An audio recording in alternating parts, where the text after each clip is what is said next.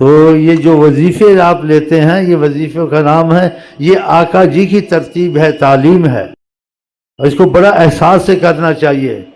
یہ ثواب بھی ہے، شفا بھی ہے، دوا بھی ہے، بڑی اہمیت دینی چاہیے کہ آقا جی نے کہا اللہ کو وہ عمل پسند ہے جس میں ناغہ نہ ہو، کہا جو ذکر کرتا ہے مثل زندے کے، نہیں کرتا ہے مثل مردہ کے ہے، تو اس کو مردہ قرار دیا جو ذکر اذکار نہیں کرتے ہیں، تو ذکر اذکار نہ کرنے۔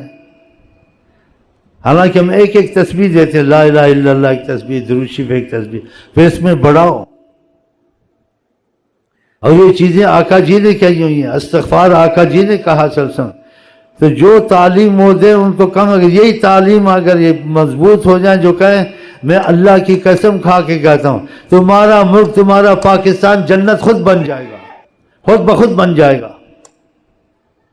ان کو اس طریقے پہ چلیں کہ استغفار پڑھنا ہے، اس کا مطلب ہے گناہ سے معافی ہو گئی تھی، سمجھ کے پڑھا ہے استغفار، ایسے اندھے کی طرح نہیں پڑھا ہے، دوسری سمجھ کے پڑھا ہے۔